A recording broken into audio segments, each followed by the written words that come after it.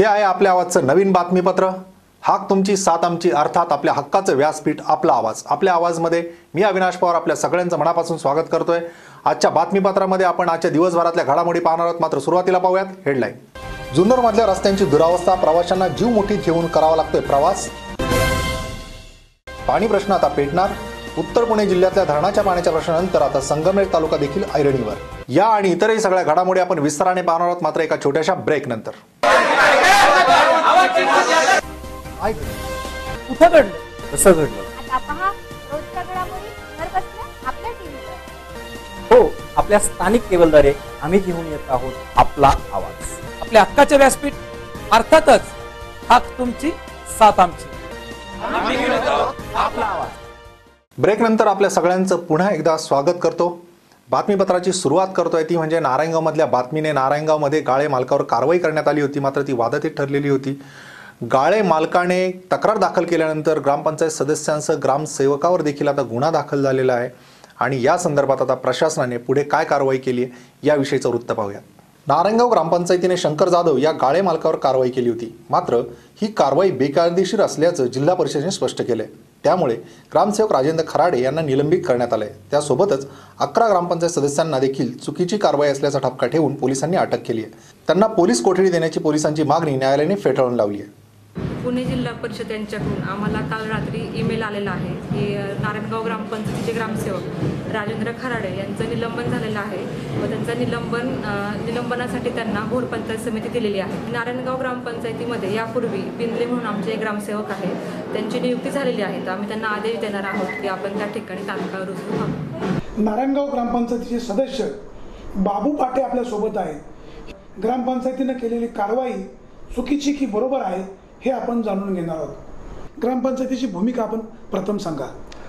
ग्रामपंचायतीला सर्वप्रथम कर वसूल करण्याचे अधिकार आहेत, पण ते कर वसूल करत असताना 129 जे कलम आहे ग्रामपंचायत अधिनियम 1958 त्यानुसार ती कारवाई व्हायला हवी होती।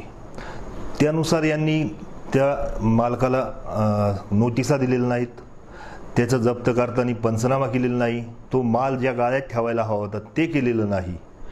असं असून त्याचं शटर काढण्यात आलं, त्याचं पत्रे काढण्यात आले। याचं प्रयोजन काही ग्रामपंचायत कर्मचाऱ्यांनी किंवा त्यांच्याबरोबरचे जे होते त्यांनी काही सांगितलेलं नाही। त्याच्यामुळे ही कारवाई पूर्णपणे बेकायदा आहे हे मी तुम्हाला सांगू इच्छितो। नारायणगाव ग्रामपंचायतीने शंकर जाधव नावाच्या गाळेधारकावर कारवाई करून सगळं साहित्य जप्त केलेलं आहे। हा विषय जुन्नर तालुक्यात नव्हे तर पुणे जिल्ह्यामध्ये एक चांगल्या वादातीत झालेला आहे। या विषयावर जिल्हा परिषदेने पूर्णपणे लक्ष घातलेलं आहे। जिल्हा परिषदेने त्यांचे अधिकारी पाठवून ग्रामपंचायतीच्या दप्तराची चौकशी केलेली आहे। या दप्तरामध्ये ग्रामपंचायतीने केलेली कारवाई चुकीची ठरलेली आहे। जिल्हा परिषदेमध्ये अतिशय वाकबगारपणे काम करणाऱ्या रणनागिनी जिल्हा परिषद सदस्या आशाताई बुचके याबाबतची आपल्याला माहिती सांगणार आहेत। नारायणगाव ग्रामपंचायतीच्या सदस्यांनी ग्रामपंचायतीने ही केलेली कारवाई कशी आहे किंवा नेमकं काय आहे, ताई काय सांगाल? नारायणगाव ग्रामपंचायतीने केलेली कारवाई ही योग्य नाहीच हे आपल्याला सर्वांना ज्ञात आहे। वास्तविक पाहता त्या मतदारसंघाचं नेतृत्व मी आधीही केलेलं आहे, परंतु त्या ग्रामपंचायतीमध्ये होणारा गैरव्यवहार गैरकारभार याच्या विरोधात गेली वर्षानुवर्ष आपण लढा देत आहोत। या ठिकाणी चाललेला कारभार ती ग्रामपंचायत सदस्य नव्हे तर एखादी व्यक्ती चालवते आहे आणि त्यामुळे त्या ग्रामपंचायतीमध्ये कारभार योग्य नाही ह्या आम जनतेला सुद्धा ज्ञात आहे। आम जनतेवर होणारा हा अन्याय अद्यापही कुठल्याही सदस्याला मान्य नाही, कुठल्याही व्यक्तीला मान्य नाही। या ठिकाणी जी कारवाई झाली ती निश्चितपणाने शंकर जाधव याच्यावर झालेला अन्याय आहे। वास्तविक पाहता ती कारवाई करण्याचा अधिकार त्यांना नव्हता, तरी देखील त्यांनी ती कारवाई केलेली आहे। त्याच्या दुकानाची लूट केलेली आहे आणि ही सर्व गोष्टी लक्षात आल्यानंतर पंचायत समिती असेल, जिल्हा परिषद असेल, किंबहुना डिपार्टमेंट असेल, या सर्वांना झाकून झडझडून जाग आली की निश्चितपणाने हा झालेला अन्याय, जर ह्या अन्यायाविरुद्ध आवाज उठवला नाही तर जनता आपल्याला माफ करणार नाही। आणि म्हणूनच जिल्हा परिषदेने या ठिकाणी पाहणी केल्यानंतर दिसून येतंय की ती जागा जर एकीकडे सरपंच स्वतः सांगतायत गेल्या महिन्यात की आमचा ह्या काळ्यांशी काही संबंध नाही, या ठिकाणी जर दिसून येतंय की पीडब्ल्यूडी म्हणते की ही जागा आमची आहे, मागे त्यांनी नोटिसा काढल्या होत्या आणि मग अशा वेळी आम्हाला निश्चितपणाने वाटतं की होणारी कारवाई चुकीची आहे आणि ज्यांनीही चुकीची कारवाई केली आहे त्यांच्यावर शिक्षाही झालीच पाहिजे. जुन्नर तालुक्यामध्ये पंतप्रधान ग्राम सडक योजनेअंतर्गत 8 रस्ते बनवण्यात आलेत. या रस्त्यांसोबत इतरही रस्ते सध्या खड्डामय बनलेले आहेत. त्यामुळे नागरिकांना या रस्त्यावरून जीव मुठीत धरून प्रवास करावा लागतोय. नारायणगाव खोडद हा 9 किलोमीटरचा रस्ता पंतप्रधान ग्राम सडक योजनेअंतर्गत 4 वर्षांपूर्वी झालाय. नव्याने रस्त्याचे काम सुरू झाले तेव्हा खोडदच्या स्थानिक नागरिकांनी कामाचा दर्जा चांगला राहावा यासाठी प्रयत्न केले.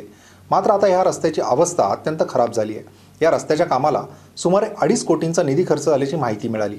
या रस्त्यासंदर्भात त्या पंतप्रधान ग्राम सडकमधून खासदार फंडातून रस्ता झालेला आहे. परंतु रस्ता झाल्यानंतर त्याचं परत मजबूतीकरण काही झालेलंच नाही.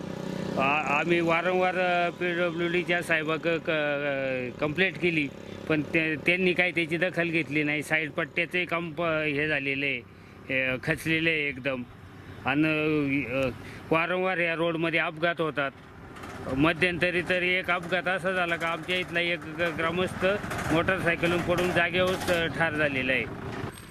हे बघा या साईड पट्ट्याचं आम्ही वारंवार अधिकाऱ्यांकडे तक्रारी केल्या पण ते नुसते आश्वासन देतात, काही कामच करते नाहीत. शाळकरी मुलं पडतात इथून, वाहतूकच्या वेळेस अडचणी तयार होत्या सगळ्या. अशी संपूर्ण 9 किलोमीटरच्या रस्ते साईड पट्ट्याची हीच अवस्था आहे. जुन्नर तालुक्यातील एकही रस्ता चांगला आहे अशी वस्तुस्थिती नाही आहे. आपण आता उभे आहोत नारायणगाव खोडद या रस्त्यावर.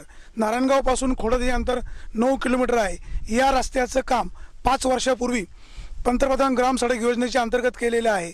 हे काम ज्या ठेकेदारांनी केलं त्याला 5 वर्षाची या रस्त्याची गॅरंटी होती. अधिकाऱ्यांनी ठेकेदाराकडनं चांगलं काम करून घेतलं नाही व 5 वर्षामध्ये खड्डे बुजून घेतले नाही म्हणून रस्त्याची अवस्था दयनीय झाली आहे. सार्वजनिक बांधकाम विभागाच्या अधिकाऱ्यांनी लवकर याबाबत उपाययोजना केली नाही तर स्थानिक नागरिक या अधिकाऱ्यांना त्यांच्या कार्यालयामध्ये जाऊन त्या कार्यालयावर आंदोलन केल्याशिवाय राहणार नाही. सुरेश वाणी, आपला आवाज, खोडद. यावर्षी सगळीकडेच पर्जन्यमान घटल्यामुळे ठिकठिकाणी ऊसाचं क्षेत्र कमी होताना दिसतंय. त्यामुळे येत्या गळीत हंगामामध्ये आपल्या कारखान्याकरिता ऊस कमी पडू नये यासाठी साखर कारखान्यांचं नियोजन आत्तापासूनच सुरू आहे. विघ्नर कारखान्याने या संदर्भात एक पीक परिसंवाद आयोजित केला होता. पिंपळगावतर्फे नारायणगाव इथं आज ऊस उत्पादकांनी खोडवा कसा राखावा यासाठी एका पीक परिसंवादाचं आयोजन करण्यात आलं होतं. विघ्नर सहकारी साखर कारखाना सध्या अशा प्रकारच्या कार्यक्रमांमधून शेतकऱ्यांना ऊस उत्पादनाची माहिती देत आहेत. ज्यायोगे ऊस उत्पादक शेतकऱ्यांना एकरी ऊसाचे अधिक उत्पन्न घेता येईल. परिणामी येत्या काळात ऊस उत्पादन वाढण्यास मदत होईल. आपल्या श्री विघ्नर सहकारी साखर कारखान्याच्या वतीनं प्रत्येक गटामध्ये गावोगावी ऊस खोडवा व्यवस्थापन याविषयी आपण चर्चासत्र घेत असतो. चालू लागवड हंगामामध्ये संपूर्ण महाराष्ट्र राज्यात अथवा देशामध्ये पर्जन्यमान कमी झाल्यामुळं संपूर्ण महाराष्ट्र राज्यात आणि देशामध्ये ऊस लागवडीचं क्षेत्र घटलेलं आहे. चालू लागवड हंगामामध्ये जो आता ऊस लागवड कमी झाली त्या दृष्टीनं कार्यक्षेत्रामध्ये ऊस लागवडीचं क्षेत्र वाढवायचे व त्या दृष्टिकोनातून आपल्याला खोडवा जास्तीत जास्त राखणं गरजेचं आहे. म्हणजे त्या आपल्याला पुढच्या गळीत हंगाम जो 16-17 येणार आहे त्याच्यामध्ये कारखान्याला ऊसाची उपलब्धता चांगली वाढणार आहे. आणि खोडवा व्यवस्थापन शेतकऱ्यांनी जर चांगल्या पद्धतीने केलं तर आपल्याला एकरी उत्पादकता वाढून त्या ठिकाणी आपल्याला कारखान्याला पुढच्या वर्षी जास्तीत जास्त ऊस गळीताला उपलब्ध होणार आहे. कारखान्याकडून जे शेतकरी खोडवा ठेवणार आहेत आपण पाचड व्यवस्थापन चालू वर्षी आपल्याला जास्त ठेवलं पाहिजे. म्हणजे आपल्याला जे मार्च एप्रिल महिन्यामध्ये किंवा मे महिन्यामध्ये जे पाण्यात स्थान पडतो त्या ठिकाणी आपण पाचड व्यवस्थापनाविषयी जास्तीत जास्त शेतकऱ्यांना याविषयी जागृत करत आहोत.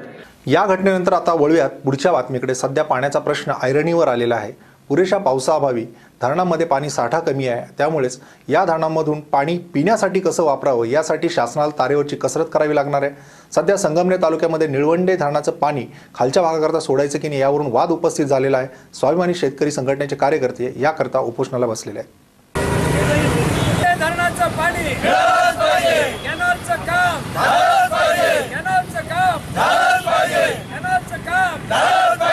स्वाभिमानी शेतकरी संघटनेचा शेतकरी एकजुटीचा मागच्या सरकारच्या लोकांनी या दुष्काळी भागातल्या लोकांच्या तोंडाला पानं पुसली आणि आजच्या जे काही नवीन सरकार आलंय या नवीन सरकारच्या मार्फत तरी काहीतरी या लोकांना न्याय मिळेल अशा प्रकारची जी अपेक्षा होती ती अपेक्षा पूर्णपणे व्यर्थ ठरली. यावर नक्कीच गांभीर्याने चर्चा व्हायला पाहिजे, कारण शेतकरी हा पोशिंदा आहे आणि आज त्याच्याच तोंडचं पाणी पळालेलं आहे. निसर्गाची अवकृपा आहे, पाणी नाही, त्यामुळं निश्चितच ज्याच्यावर उपजीविका चालते तर त्याच विषयी शेतकऱ्याच्या खरं तर गंभीर हा प्रश्न निर्माण झालेला आहे. त्यामुळे नक्कीच आपण म्हणता तसं ह्याही प्रश्नाला अधिकाऱ्यांनी सुद्धा, लोकप्रतिनिधी सुद्धा सगळ्यांनी पक्षभेद बाजूला ठेवून सगळ्यांनी एकत्र येणं गरजेचं. शिरूर शहरात असणाऱ्या कुंभारआळी लगतच्या स्मशानभूमीच्या घाटाची सध्या दुरावस्था झालेली आहे. या घाटाची दुरावस्था झाल्यामुळे येथे अपघात होण्याची देखील शक्यता निर्माण झाली आहे. त्यामुळे हा घाटच जणू काही अखेरच्या घटका मोजतोय असं म्हणावं लागेल. शिरूर शहरालगत असणाऱ्या या कुंभारआळीजवळ दशक्रिया विधीचा घाट बांधण्यात आला होता. सध्या या घाटाची अवस्था इथे येणाऱ्या नागरिकांकरता नरक यातना देणारी ठरते. बाजूलाच असलेलं घाणीचं साम्राज्य इथे विधीसाठी आलेल्या लोकांना त्रासदायक ठरते. तसेच यामुळे नदीचे पाणी दूषित होऊन रोगराई पसरवण्यास देखील कारणीभूत ठरताना दिसते. इथली स्वच्छता करणं अत्यंत गरजेचं बनलंय. आता अनेक घडामोडी आपण पाहणार आहोत थोड्या वेळामध्ये, ते म्हणजे स्पीड न्यूजमध्ये. संगमनेर शहरातील स्वामी समर्थ मंदिरामागे असलेल्या वज्रेश्वरी मंदिरात 27, 28 आणि 30 नोव्हेंबरला अत्याचाराची ही घटना घडली. अत्याचारित मुलीच्या नातेवाईकांनी पोलीस निरीक्षक नितीन चव्हाण यांना संतापजनक घटनेची माहिती दिली. संबंधित अत्याचारित मुलगी अल्पवयीन असून 5वीत शिकते. अत्याचारित मुलीच्या अज्ञातनाचा फायदा घेत आरोपी अशोक घरत यांनी तिच्या आईवडील आणि मामात जीवे मारण्याची धमकी देत तिच्यावर अत्याचार केल्याची तक्रार संबंधित मुलीच्या नातेवाईक महिलेने शहर पोलीस ठाण्यात सोमवारी रात्री दिली आहे. तक्रारीची पडताळणी करत पोलिसांनी आरोपी अशोक घरत याला ताब्यात घेतले. आदिवासी विकास विभाग महाराष्ट्र अंतर्गत एकात्मिक आदिवासी विकास प्रकल्प घोडेगाव येथील सन 2015 ते 2016 या शैक्षणिक वर्षातील प्रकल्पस्तरीय क्रीडा स्पर्धा आणि सांस्कृतिक कार्यक्रम आंबेगाव तालुक्यातील आश्रमशाळा राजपूर येथे दिनांक 28/11 ते 30/11/2015 या कालावधीत पार पडलाय. या स्पर्धेत कोल्हापूर, सातारा, पुणे या 3 जिल्ह्यांमधून एकूण 31 आश्रमशाळांनी सहभाग घेतला होता. या होत्या आजच्या घडामोडी. आपण सगळ्या विस्ताराने आणि संक्षिप्त स्वरूपात देखील पाहिल्यात. आज आपण इथेच थांबणार आहोत. मात्र जाता आता पाहूयात हेडलाईन. जुन्नरमधल्या रस्त्यांची दुरावस्था, प्रवाशांना जीव मुठीत घेऊन करावा लागतोय प्रवास. पाणी प्रश्न आता पेटणार. उत्तर पुणे जिल्ह्यातल्या धरणाच्या पाण्याच्या प्रश्नानंतर आता संगमनेर तालुका देखील ऐरणीवर. हे होतं आपलं आजचं बातमीपत्र. भेटणार आहोत उद्याच्या बातमीपत्रामध्ये याच वेळी इथेच. तोपर्यंत धन्यवाद.